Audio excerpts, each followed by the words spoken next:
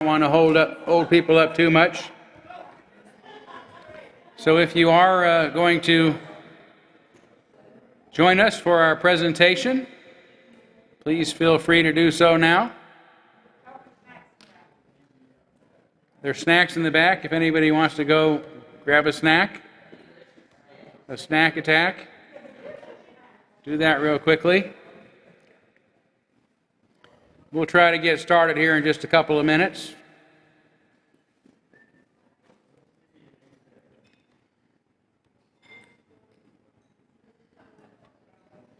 Yeah. Now, John's not leaving, is he? Because he needs a refresher course.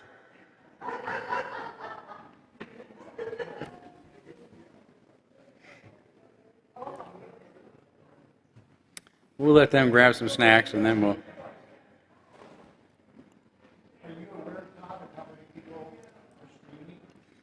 I don't. Can you tell that, Todd? How many folks are streaming with us? I don't have that. Yeah.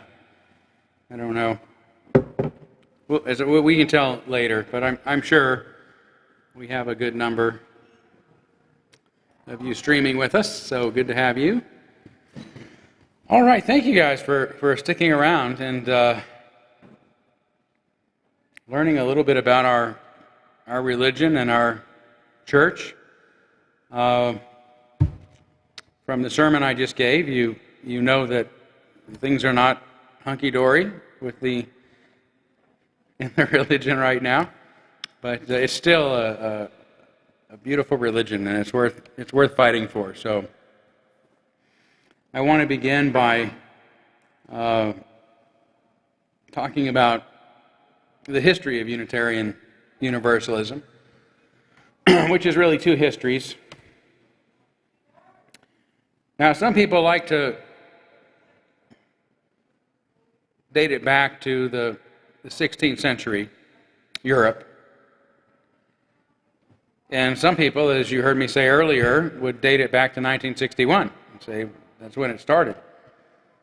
I like to actually go all the way back to this guy.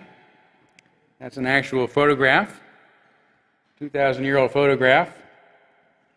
I think that our religion started with the historical Jesus and his followers who were Jews, and they would not have worshipped a man. They would have seen him as a man, a rabbi, a Messiah, in the sense that he had a message that if they followed could restore Israel to its Davidic greatness, if you will, to the greatness it at least thought it had when King David was around. And so somehow this particular Messiah, who wasn't a very militant person by any means, as you know, went on to become the beginning of what has been a worldwide religion. But initially, his followers saw him as a human being. And that was it, a human being with human teachings. And I would say that those humanitarian, communitarian teachings of Jesus are still the basis of our religion. Now, we could list the 7 principles. We could list those values, those principles that I keep referring to: reason, freedom, and tolerance. This is another list of values that I'd say most of us would agree to, that we should love everyone, at least have compassion for everyone. We should share our belongings so there's enough for everyone. We should live sustainably. Just enough for our daily bread. We don't need to take more than we need. We should work to heal the sick. We should feed the poor. We should engage in civil disobedience when we feel the rules are unjust. We should practice nonviolence in that disobedience. We believe in equality. Jesus was somebody that was constantly being criticized for welcoming people into his midst who were considered religiously or spiritually unclean. So he invited people who were not necessarily Jews. He invited people who were among the lower caste. He hung out with women in public. who were accused of all sorts of things. And of course, forgiveness. And I think as we look at that list, we would say, hey, I still believe in all of those things. Those are values that I would have. And so if you imagine Jesus being an unusual Messiah in that he died before this divinic greatness was restored, which would usually cancel him out as the Messiah, as the coming Messiah, the person that would restore Israel to its greatness. But for whatever reason, the stories continued about him, and even with him dead, that didn't matter. They created these myths of him still being around and that he could still save us if we followed his teachings. So I like to go back all the way back to Jesus, because it wasn't until 325 years later that Christianity was Romanized and it became an official religion. Prior to that, it was people who believed in the teachings of a human being named Jesus. Interesting. Yeah. I think Jesus was a humanist. I did a sermon one time on the humanism of Jesus. You got to think about small h and big H humanism, but small h humanism is a belief in the worth and dignity of human beings, in the innate goodness in human beings, and therefore the agency of human beings. And that's in all of these teachings. So this fellow is actually the first systematic Christian theologian, the first person who tried to write down what it is Christians believe. Origen of Alexandria. He was born toward the end of the 2nd century and died in the middle of the 3rd. Very interesting beliefs for the first instantiation of what it is Christians believe. For example, he believed that all humans, and even devils, shall be finally restored through the mediation of Christ. That's a universalism. He did not believe in eternal hell. He'd suffered a lot in his life, and he just couldn't imagine that a loving God would want people to suffer. So he tried to work around that by coming up with this idea that Jesus died for everybody, and in the end, God is going to end up with a good universe where there's no suffering and no pain. This is coincidental, but I think it's interesting. He also believed that the souls of humans had existed in a previous state, and that their imprisonment in material bodies was a punishment for their sins which they had committed, and that we are therefore here to work that out. That's what this level of existence is, working out our past sins. This is very interesting, right? It's more Buddhist than it is what we think of as Christian today.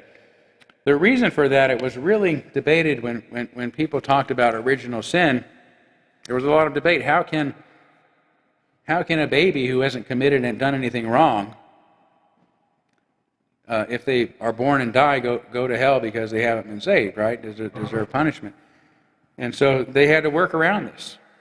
And Origen worked around it by saying, well, no, we actually existed on another plane of existence and where the sin occurred, and we're coming here to work it out. So he was kind of an early reincarnationist, and so thank goodness for him writing all of this down. That basically got him tortured to death in 250, and 250 years later, almost 250 years later, he was, 300 years later, he was declared a heretic, and his teachings were destroyed. Although he kind of keeps coming in and out in favor with the Catholic Church. Pope Benedict was a big fan of Origen, and told people they should rethink him.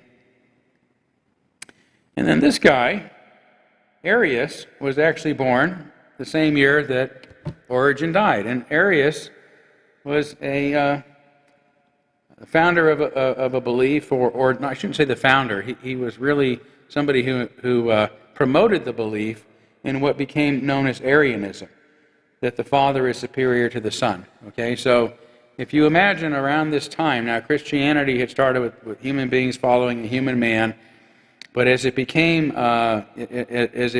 became a broader religion that was embraced by Romans and Hellenists who could envision who could worship a human being, the Christology got higher, as they say. In other words, Jesus went from being seen as a human being to more of a God.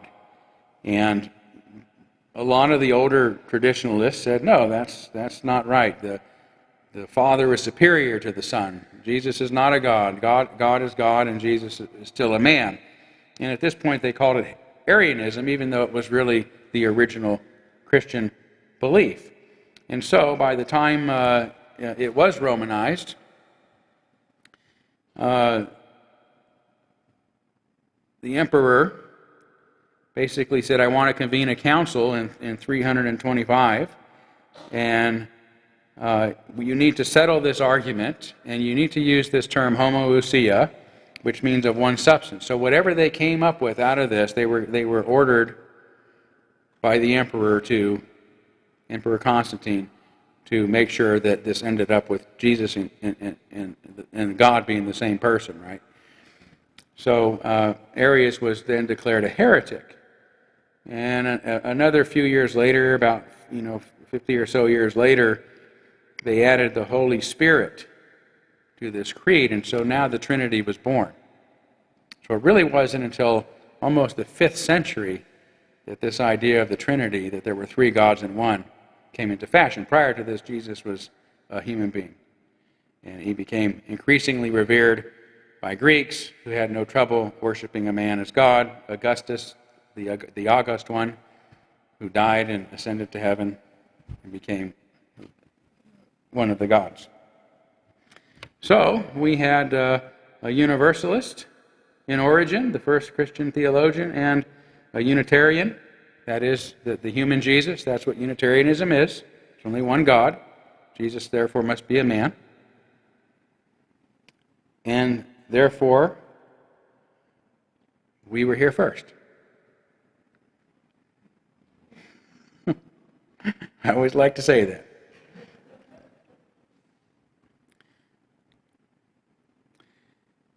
So these ideas really became illegal when, in 381, when they added the Holy Spirit to the doctrine.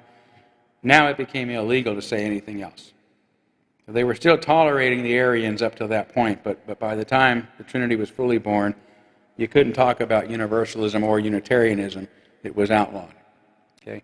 And that was really the beginning of the Dark Ages, which lasted for quite some time, of course, almost, according to how you calculate it, but about 800 years. And it was really the Dark Ages because we weren't allowed to speak. We weren't allowed to express our ideas. We weren't allowed to value human worth and dignity. All of these sort of things we're now fighting again were what describes the Dark Ages. And then, let there be light. The Enlightenment came along, or really the Renaissance, but it began with the Renaissance, which began with the printing press. Because what did the printing press do? It made the Bible more available. Well, actually, it made it available for the first time in history. Prior to this, you could only let the scribes and the priests tell you what it said and interpret it for you. Now you could read it for yourself. And one young theologian by the name of Michael Servetus did just that. And he was surprised that there was no reference to the Trinity anywhere in the Bible. And he just couldn't wait to tell everybody. So he wrote a book. Big mistake. It was called On the Errors of the Trinity. And the reformers were furious with him, including this guy, John Calvin. Calvinism, which went on to become Presbyterianism, really put a warrant out for him, and he had to go into hiding. And while he was away for, I think it's 30 or 40 years, he did a lot of great things, including discovering the pulmonary vascular system. Michael Servetus was really a brilliant man. But he came back, and he was arrested by Calvin, and actually personally tried by Calvin, and sentenced to death by Calvin, to be bound to a stake and burned with his books. Now, this was not a great thing, but it made Servetus a bit of a martyr. It wasn't so much his ideas that were important, but that he wasn't that different from other Christians.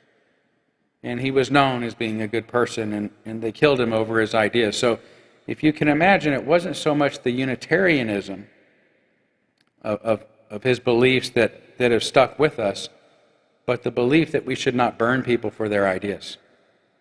Rooted in the formalization of Unitarianism is this fundamental belief that we should not burn people for their ideas or otherwise condemn them. So that was the beginning. He's considered the founder of Unitarianism, even though, as I say, I like to go all the way back to the original Jesus, because I think the original Christians had a humanistic Christology. They believed Jesus was a man. Then this fellow came along, John Sigismund, who was the king of Hungary, or the Prince of Transylvania, as our friends in that part of the world prefer to say. Now, Transylvania was a place that was between the Ottoman Empire and Austria, and they were always warring with each other. And there was a lot of diversity in this kingdom. And so when he became king, or prince, he needed to find a way to get these people to get along.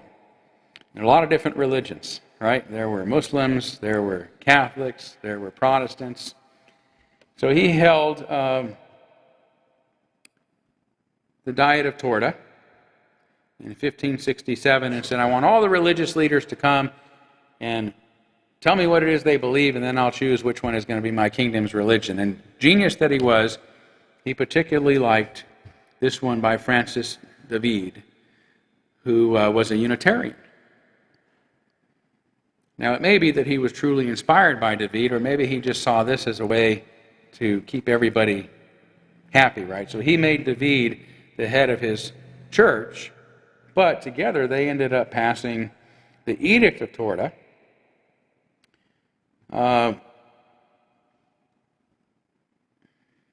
David was famous for saying, we need not think alike to love alike, which is a great saying. He probably didn't actually say that, but we like it anyway. So anyway, with King Sigismund and Bishop David, they did something really remarkable, and that is they wrote the first religious liberty law in history, the Edict of Torta. And it actually gives people the guarantee that they can believe whatever they want and not be arrested or persecuted for it, that ministers are free to preach whatever they want without being persecuted for it, and that congregations get to choose their own ministers or their own church they're going to attend. That was incredibly unique. And even if you read history on the early Renaissance, you're not going to get this. They're not going to talk about this. And this was really light years ahead of the Renaissance. This is really Enlightenment thinking right here. And the Unitarians were the first to grant this to humanity. And I think it's just amazing. So this belief became a little bit more savory, more acceptable as a formal religion adopted by at least one king in history. Unfortunately, he fell off of a horse just a few years after this happened and died, and David was arrested because they had what they called an innovation law, anti-innovation. Really, you couldn't, they were grandfathering everybody in under the old rule, but anybody that came up with new ideas were out. And the Sultan put the Catholics in at this point, in charge. And so they put poor David in a dungeon. I've been to the dungeon, and he died 6 months later. It's a terrible, terrible end. But people still believed it, including Faustus Socinus, who was considered a heretic. But he also believed. He fled to Hungary and then to Poland because he was fleeing for his life.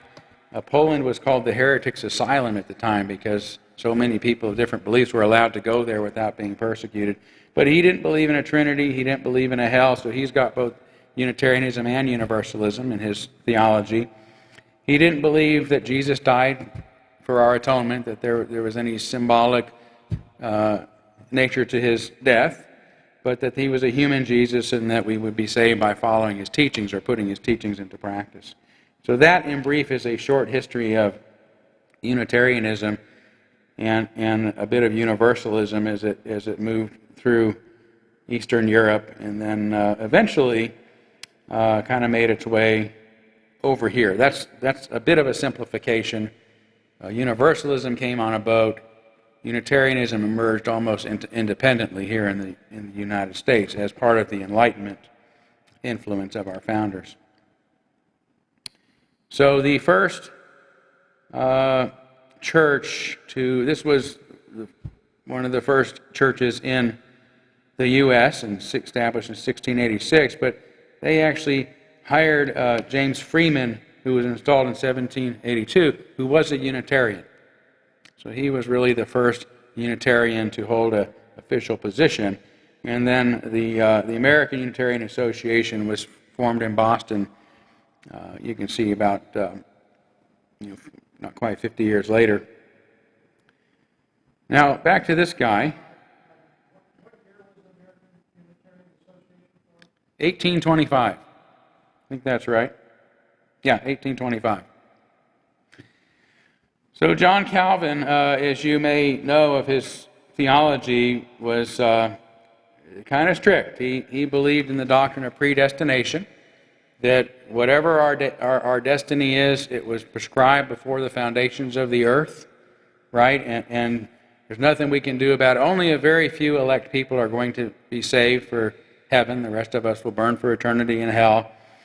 And these were again foreordained before the foundations of the world, and the rest of us will suffer in hell. And the decision is final; it can't be changed. And so the way you knew if you were one of the elect, or at least you could guess you were, is how prosperous you were. If you were prosperous, that must be God, that God favored you.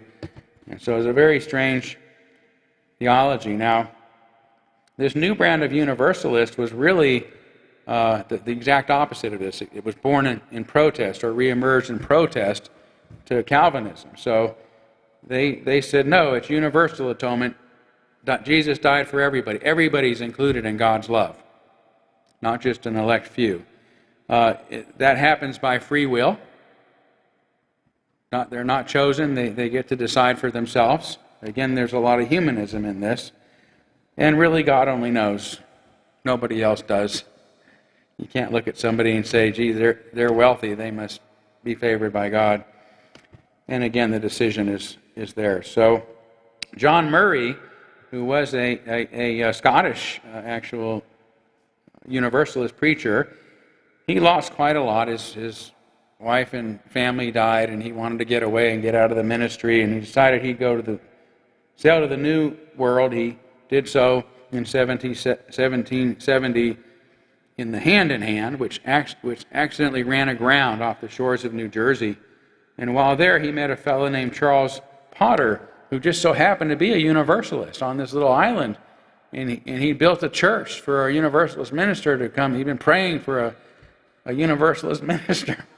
And of course, he was very kind to Murray, so Murray agreed to preach. So we call this the one and only Universalist miracle.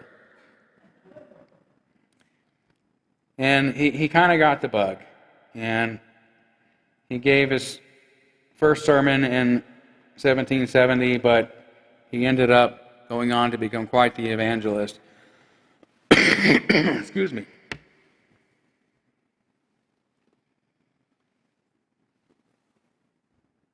Running out of voice.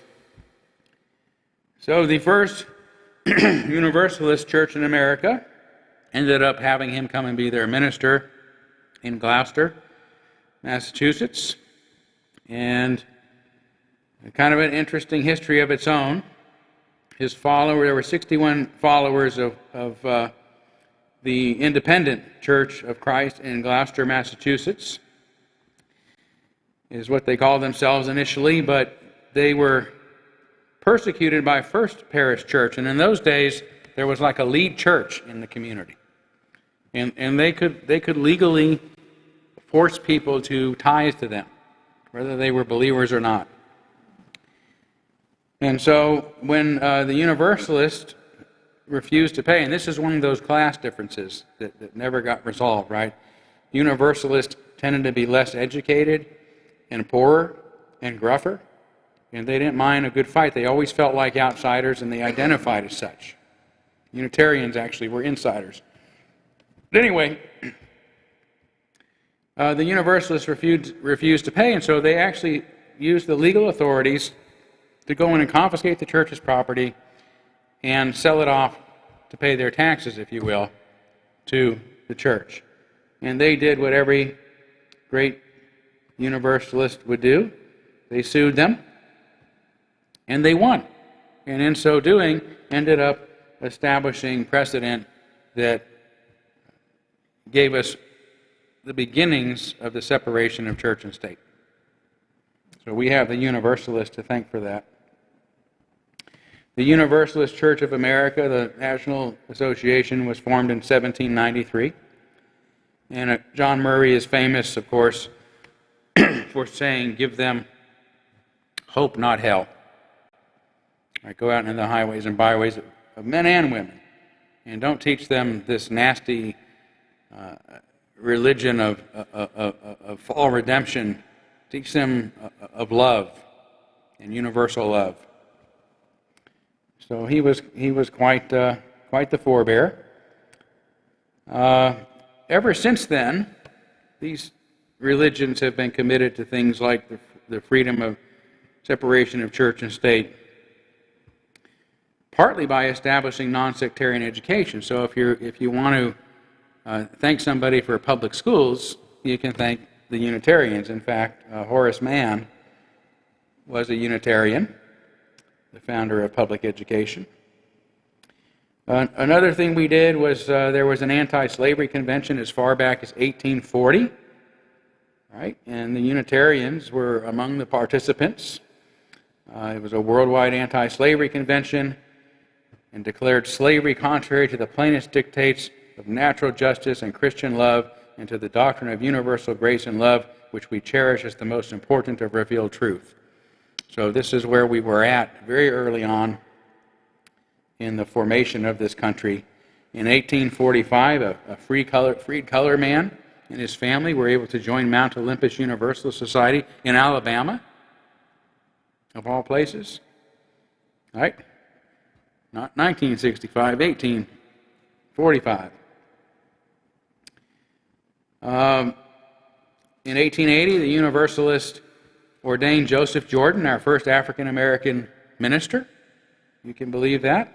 Who started a school, the first Universalist Church of Norfolk, Virginia, and a school for African-American children that was staffed by Quakers and Unitarians and Universalists.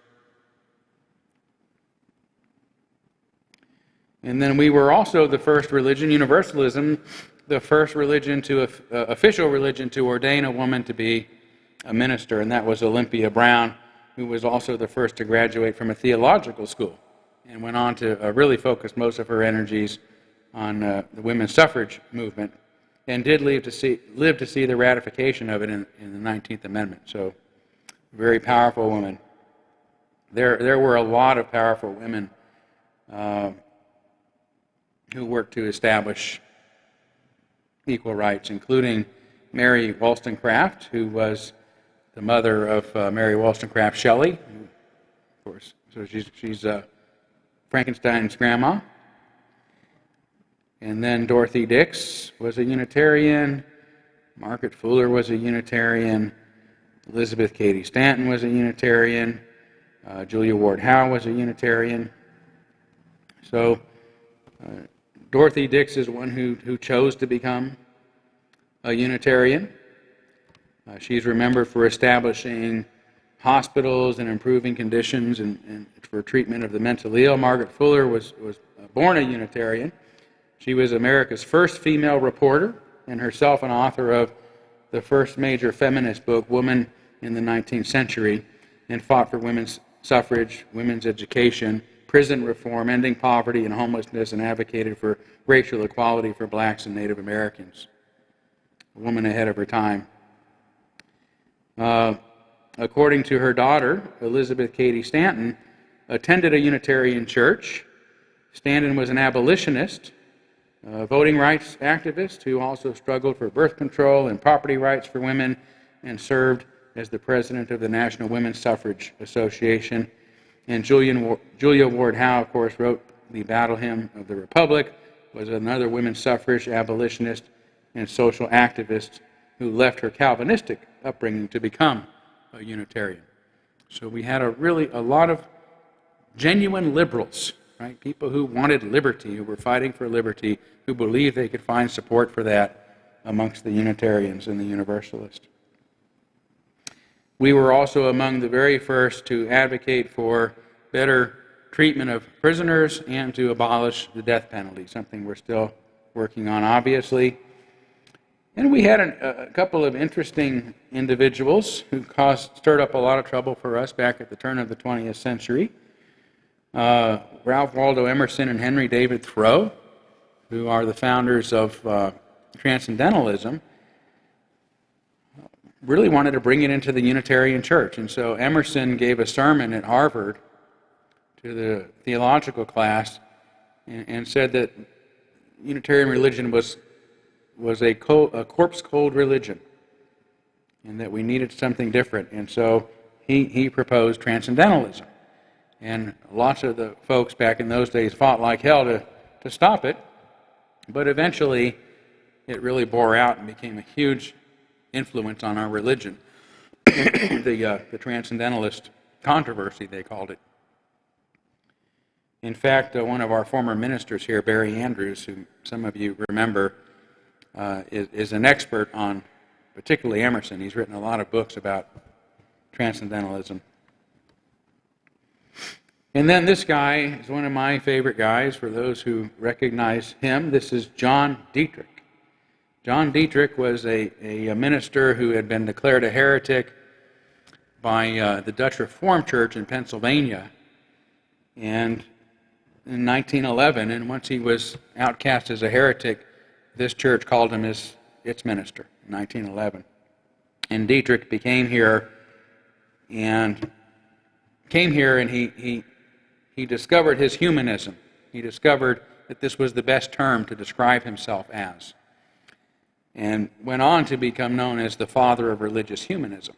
So humanism as we know it today, both in its religious form and then went on to as a secular branch of humanism, was really founded by Dietrich, who discovered his humanism in this congregation, which in its 88 bylaws, said that the purpose of our church is to destroy superstition, and that reason and science will be the basis of our beliefs. So he found that freedom here, and somebody gave him a book. He was reading it. He saw an article in it that used this word humanism, and he said, "That's me. That's how I describe myself." So he was here for about 5 years before he went on to found the Humanist Pulpit in Minnesota. But I love being able to say that John Dietrich occupied this pulpit. And coincidentally, John Dietrich gave his first sermon here November 7th, 1911. And I was installed in this church November 7th, 2011. Exactly 100 years to the day. Yeah, thank you. Thank you. Second Unitarian miracle. What's that? Second Unitarian miracle. Yeah, that's right. The second Unitarian miracle. Thank you.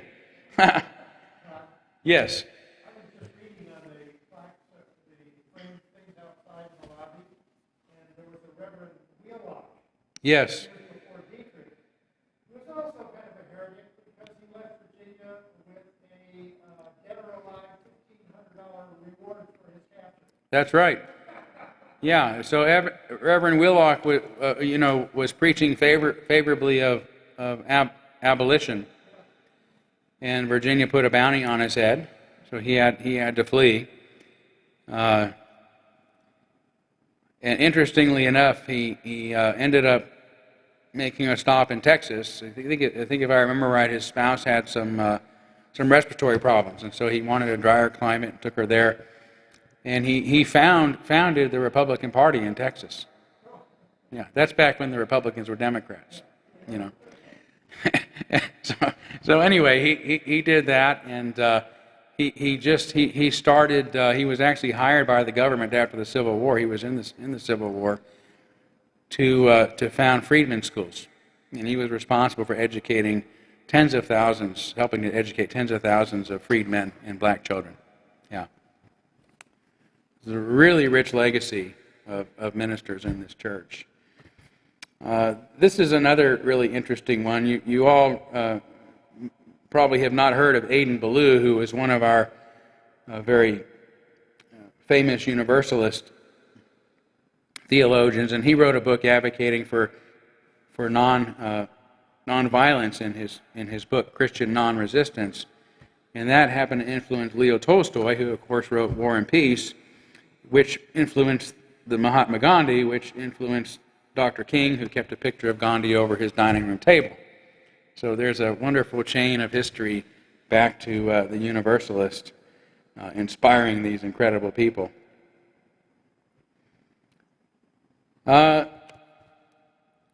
There was kind of an old joke that the Universalists believe that God is too good to damn them, right? Nobody should go to hell forever. And the Unitarians believe that they're too good to be damned. And so they say that was enough of a similarity that they should come together and form the Unitarian Universalist Association in 1961. And it's been a good, it's been a good in many ways, but as I say, we didn't really see what was coming. Some people did, actually. Believe it or not, you can go back to the 60s and even the 70s, and you'll hear some people warning about what might happen. But it's been a pretty good religion. A lot of us here discovered it, since then. It's just becoming dogmatic, and we need to do a course correction. Hopefully we can, because as you can see from this rich history, it certainly deserves to be preserved, right? It deserves to. I mean, as I tell this, I just love this religion when I start to go through the history. Like, man, this is such a beautiful religion, such a beautiful history, such a rich history. It's a shame we don't go back and talk about it more.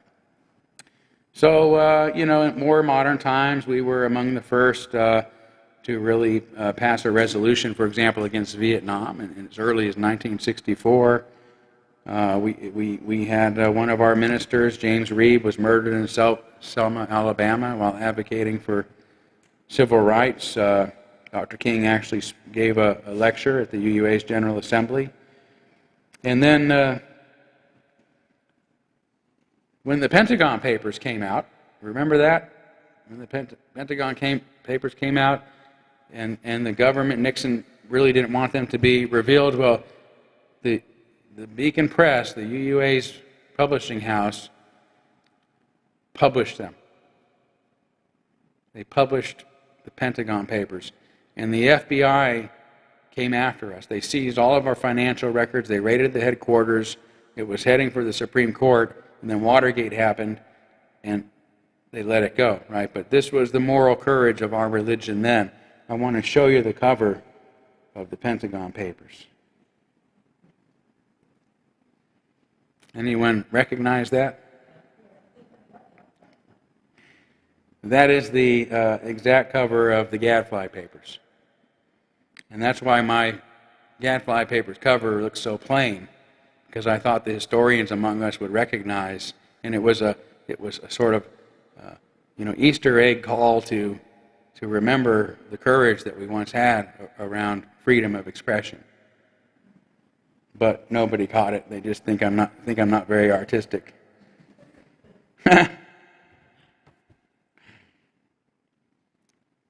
Okay, and then a big one I want to kind of end this part of the presentation on is in 2013, the Unitarian Universalists here in Spokane, Washington, really worked to help make marriage equality legal in our state, which began a cascade of similar passages, not only in this country, but then in the world. And it was extraordinary because for this resolution to pass, now we would have been the first state to pass marriage equality by popular vote. All the other states it was passed was basically by legislators. And then somebody would make a resolution to overturn it. But this was the first popular vote, a popular resolution that would have had voters say, yes, we want marriage equality. To pass statewide, we needed at least 45% of voters to approve it here in the east side of the state, Spokane County, effectively. 6 months before that election, we only had 25%. And so we started a campaign in this church in which we got 17 different ministers from different traditions, or religious leaders from different traditions, Jewish rabbi, Buddhist, Baptist, Lutherans, Catholics, and we put up this billboard. It said, vote yes, people of faith support freedom to marry, vote yes on referendum 74. And we had it in 3 very prominent high traffic areas, and people could drive by and see the faces of the people they know in their own community saying, do this. Religious people, do this. And I won't go into everything else that happened. Rick Santorum came to town, and we ended up getting all the coverage because he was too chicken shit, to be honest with you, to show his face, because Mitt Romney had just made a big blunder on the 49% remark, if you remember that. So Rick wouldn't let anybody in the convention center to hear him. And it was the big fish in the small town, so they needed to do a news story. So they came out and said, oh, who are these people out here demonstrating? Oh, it's the people of faith, value freedom to marry group. Let's do a story on them. So we really got this campaign got a lot of coverage, and by the time that election happened just 6 months later, it won in Spokane proper by 55% and 45% countywide. So I like to really give our church credit for that miracle. And the rest, I say, is history to be made. So now I am going to turn it over to our RE specialist to talk a little bit about religious education in our church, because it's taken a really unique turn in recent months, and I think she's got some powerful stories to share with us. And you can just, I'll show you when you get up here. Don't trip over the cords. Big step over. So there's the arrow that will switch it back and forth. Okay. And this is what's up now, and this is what's coming up. Sounds good. You know that, right? I know that. Okay. Well, thank you, Todd. So my name's Stephanie Getman-Gronholtz, and I have been the religious education specialist here for maybe a little over a year, Todd, is that right? Yeah. And my background is not in Unitarian Universalism. As I was listening to Todd share a bit about the history, I was recalling the moment when I was in 7th grade at my conservative Christian high school, or middle school at that point, and I was told that I was floating along a river on an inner tube, and that no one knew whether I'd be saved by God or would plunge over into, the fiery pit of hell for eternity. So here I am. Found Unitarian Universalism about 3.5 years ago, and my educational background is in education. So I taught middle school and high school and was an administrator, and have always loved just nurturing the development of young people into the people they are now and the people that they will become in the future. And so when I took on the position here at UUCS as the religious education specialist, Todd and I were both motivated to create a program that was definitely focused on those 7 principles of Unitarian Universalism, but that also was really connected to the topics that were important to our local congregation here in Spokane. And so it's not based on any kind of prescriptive curriculum. We do have binders, dozens upon dozens of binders in this church of curricula that is probably very well put together, but I just knew that we needed to create something for our children that was a little more organic and a little more meaningful to them. Because as a teacher, I know that teaching is actually impossible. Like, kids will learn things, but there's no way we can teach them things if they're not in a position where they're willing to do the learning themselves. And so the curriculum that we're using, that's not a curriculum, is very much based on what the sermon topics are for the month, and it's really driven by student interests.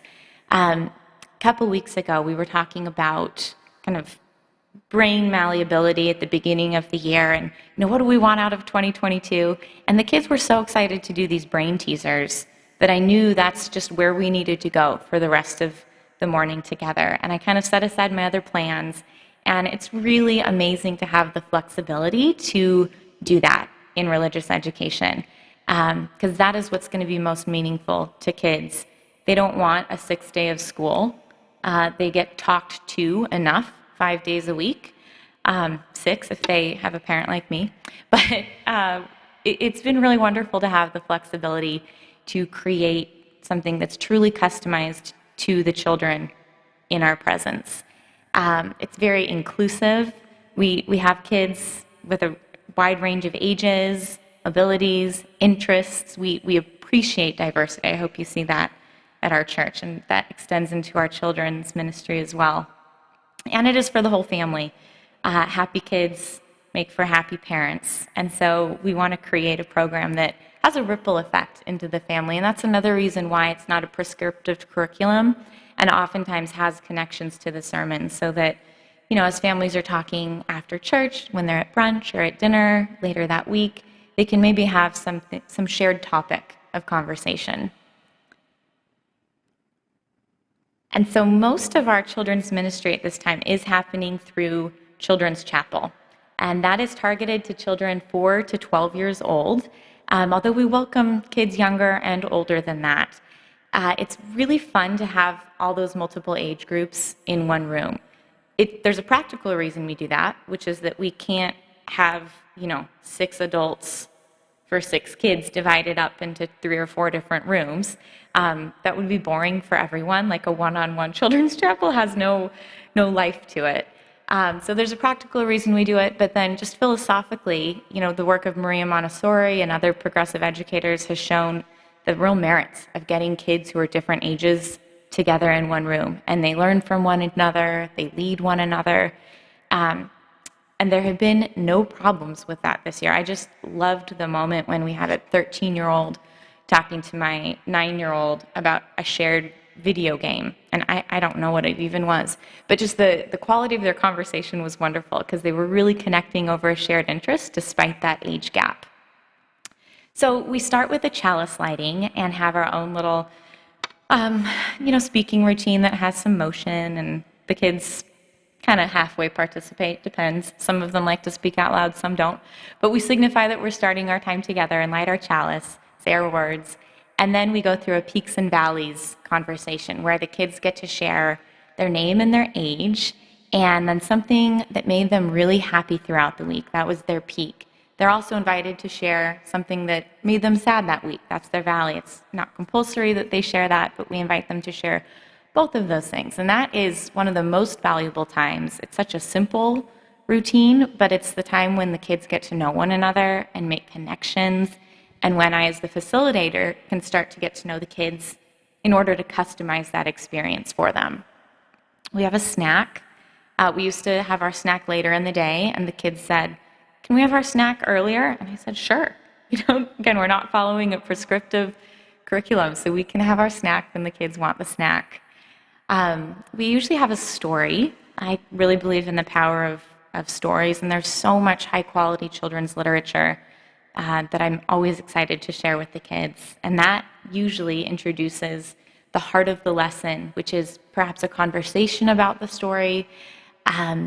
Perhaps it's an art activity or something that's more STEM, math and science oriented. But like I said, it's often a connection to the sermon topic. Sometimes it relates to a seasonal event. Kids are very attuned to holidays and holy days and rituals that happen throughout the seasons. And it's also driven by the students' interests.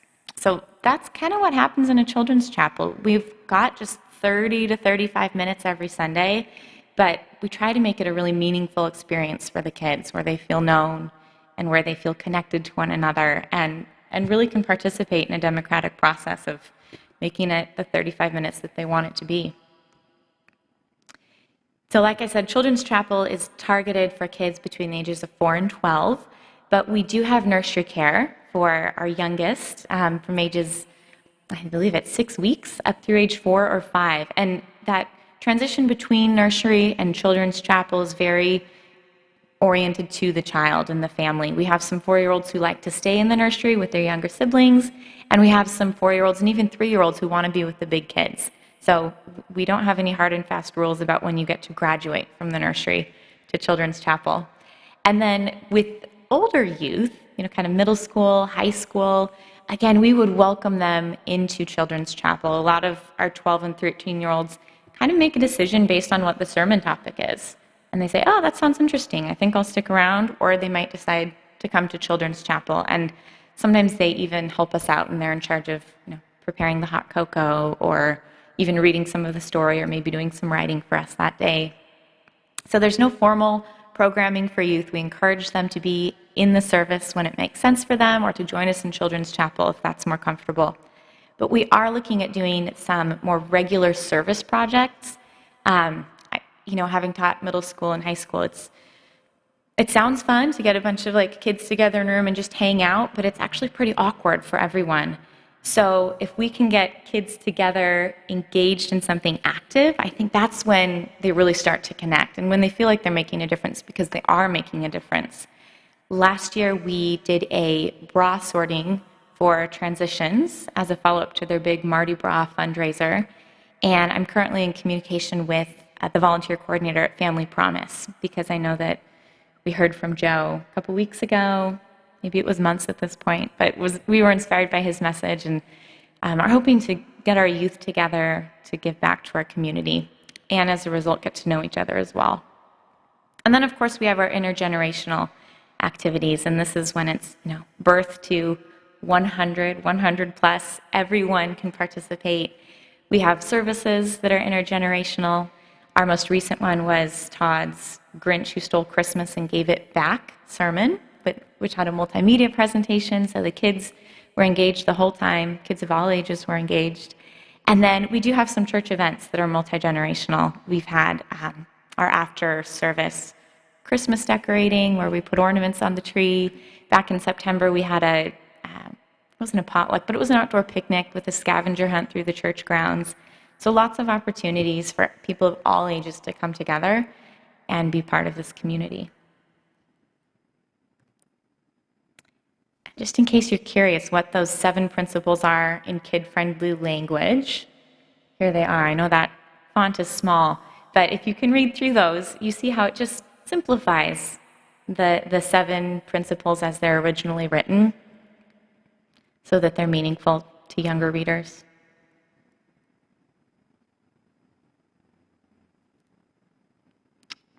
Do you want me to take questions now, Todd? Do you want me to take some questions? Yeah. Are there any questions about RE? And I just kind of blathered for a bit. Yes? Good question. She asked if we have any high school-aged youth, and we have some families that have been recently attending that have high schoolers. And we have some families who used to attend and are maybe taking a break now and have high schoolers. And so that's really what has motivated me to get these more consistent service projects going. Mm-hmm. Perfect. Well, I'll be here if you have questions after Todd concludes his presentation. Thank you. Pardon me? Just leave those up if you will. Sounds good, I will. Okay, we're getting close to wrapping it up. I'll take some questions too, but I want to talk a little bit about membership here.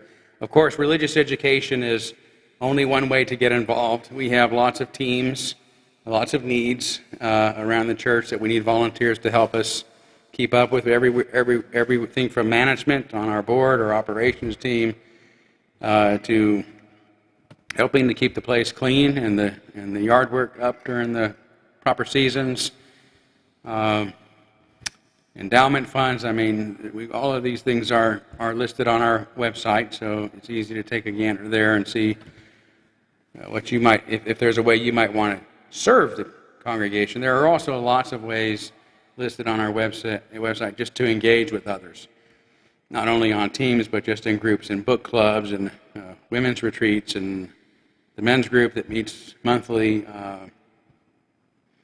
So lots of different kind of special interest things going on for folks that you can also find on our website. It's all been kind of, weird during the pandemic, but a lot of folks are still active and mostly meeting online these days. And again, I like to always remind people that these 7 principles are part of a long evolution of different statements about what we're about. And they've narrowed them down to these 7 rather simplified statements, which are great. But we really, this is not our 10 Commandments, right? We get to play with them. We get to say freedom, reason, and tolerance. Or I like to sometimes just look at these and give them one word, right? So the first principle to me means respect. The second one means justice. The third one means freedom, or actually the fourth one means freedom. The third one might be, kindness, support, something like that. The fifth principle, democracy. The sixth principle, peace, global community, something like that. And the seventh principle is the environment. So we get to rephrase these principles as they're meaningful for us. So it's not a 10 Commandments. It's not a theology set in stone. It's an attempt to explain, well, what is it that brings us together? What do we share in common? And these principles are part of those. So to be a member of our congregation, our bylaws requires 3 things. One thing is to be active in the church in some way. And I know for some of those who have been joining from farther away, and you're not actually going to be here in person very often at all,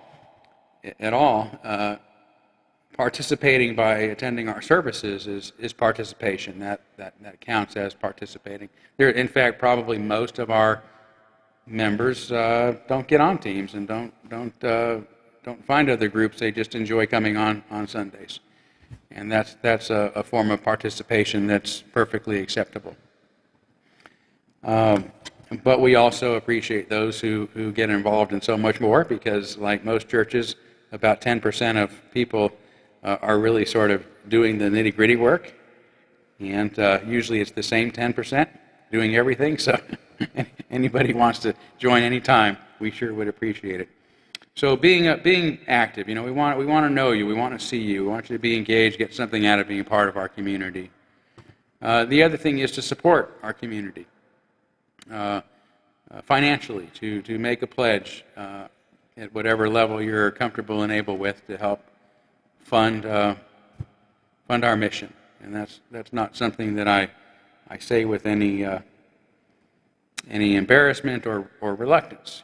We have a lot of very generous people here who contribute a lot to this community because we believe in it, we believe in what it's about, and we believe in its necessity. And we feel good that our money is going to something that we can get behind. So. But we also understand people are at a variety of different levels in life, and so we kind of leave that up to you. But we do like folks to have what we call an annual record of contribution, which means that we have some record that you're supporting the church. So be sure, and if you're one of those that likes to drop cash in the offering plate on Sundays, that's wonderful. Keep giving us cash, but. We also need some sort of record, so a check now and then or something, to keep you in good standing. And we usually purge after a couple years, even though the rule is an annual record of contribution. We realize that people do whatever. So if we haven't seen or heard from somebody for a while, after a couple years, we will purge them from our membership, because that really counts against our dues to the UUA. Not that we're paying them everything we should either. The third thing, and I think the most significant thing, is to sign our membership book. This seems like a really simple thing. It almost seems kind of unimportant, right? It's like, well, gee, sign a book. Anybody can do that. It's almost like a legal exercise or something. But this book is amazing. I don't know how far it goes back.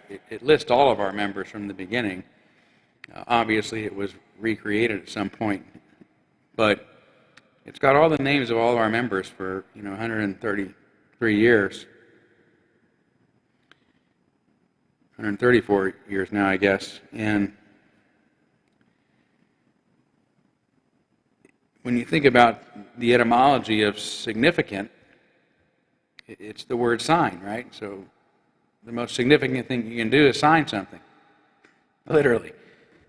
And so think about all the things you sign and what it means when you sign something, right? If you sign something you've written, you've declared yourself the author of that thing. If you sign a check, you've authorized that. If you sign a petition, you've said, I'm on board with this. You're lending the power of your personhood to your name when you put it on paper. So I always say that when you sign our membership book, you're doing something more for us as a community than you are for yourself.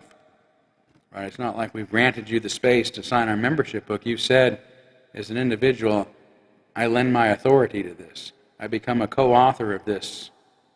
I sign on. I authorize it. So it's really the most significant thing we can do, and this is one of the most common things in Unitarian Universalist churches is for members to sign a membership book, and I don't think it's insignificant. Now, we do have a policy in place. Obviously, a lot of signatures these days are electronic or something like that. So, for folks who are not able to sign our book in person, we allow you to sign by proxy. So you would in writing let us know that you want to be added to the membership book, and then we will have somebody else put your name into the membership book. So, are there any questions? Or have we completely wore you out after? For me, it's been 5 hours, I guess, or 6 hours.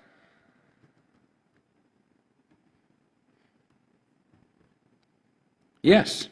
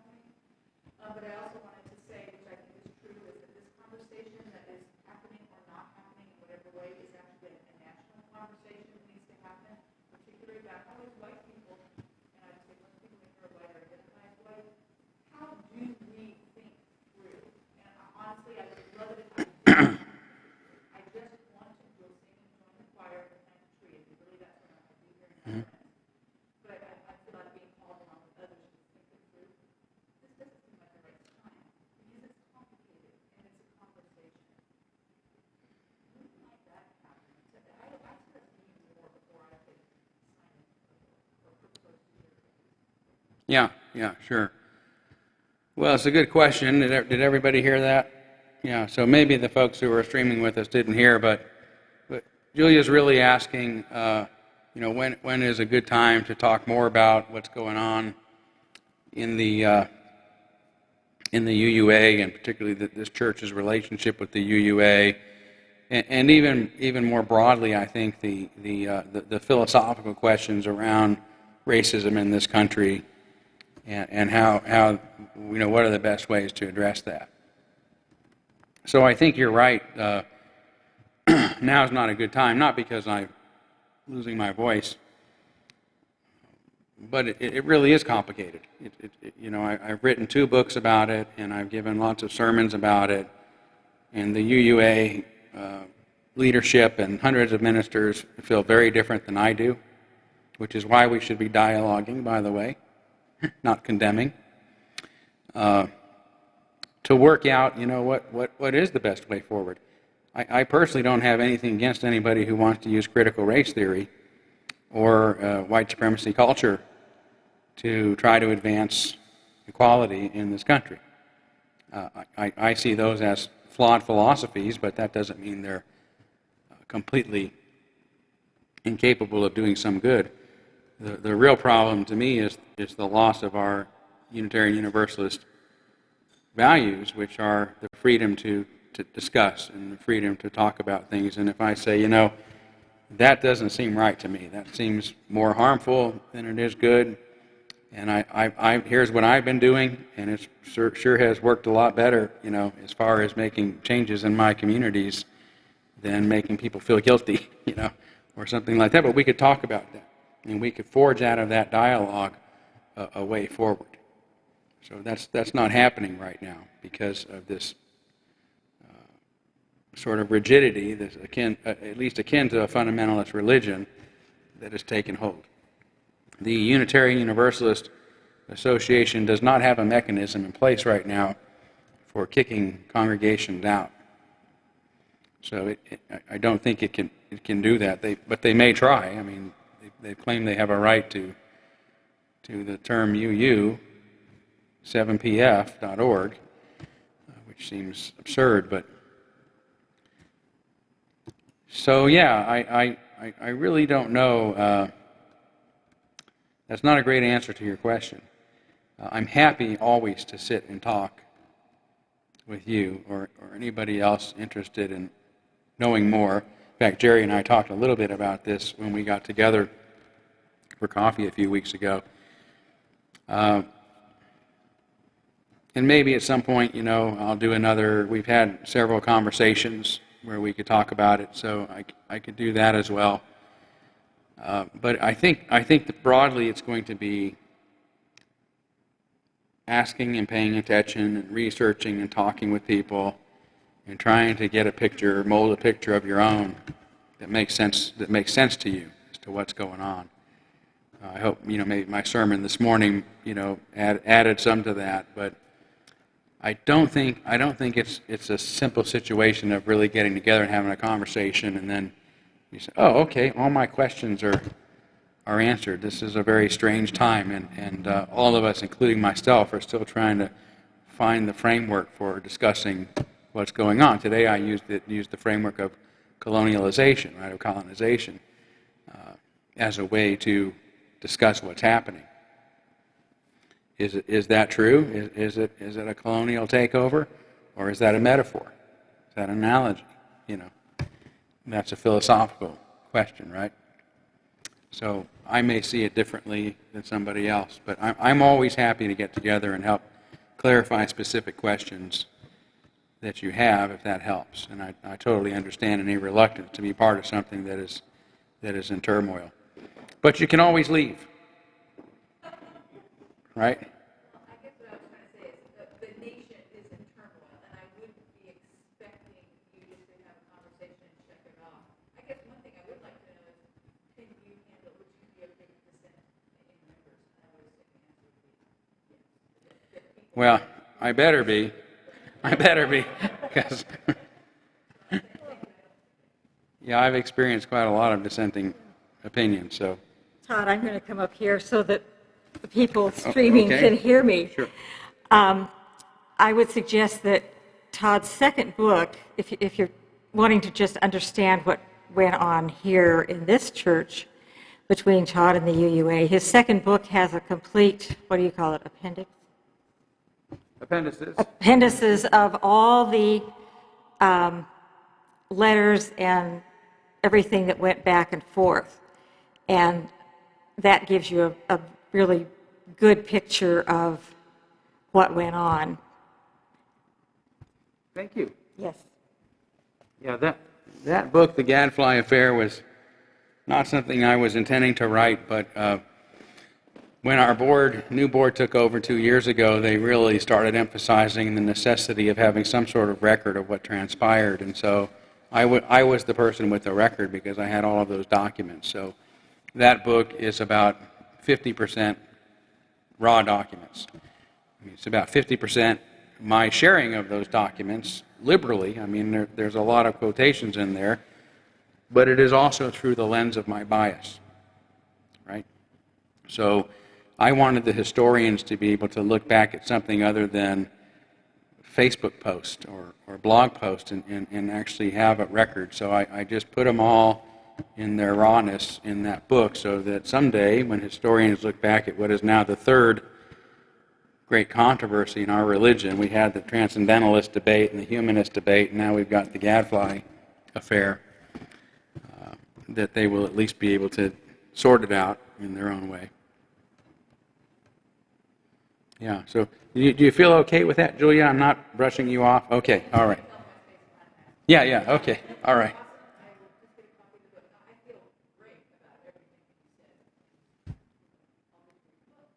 Okay, good. Well, I've run out of the Gadfly Papers, but I have copies of the Gadfly Affair, so I can get you a copy of that. I'll try to bring it next week, so yeah. Okay, friends who are streaming with us, I'm sorry, we had sort of thought of trying to do a Zoom where we could get some questions, but it's just too much between the display, the stream, and the Zoom. So feel free to email me and let me know if you have any questions that I can answer or respond to for you as well. And if anyone decides they do want to join our congregation, again, just let me or our office know, and we'll make that happen. Stephanie, thank you not only for your presentation, but what a light you have been to this congregation and to this is the RE program I've wanted for going on 11 years now, and it's finally happening. And the reason I love it is because I see happy kids, and I hear kids dancing down the hall saying, "I love church," and we never had that before, and that's a credit to you, so thank you.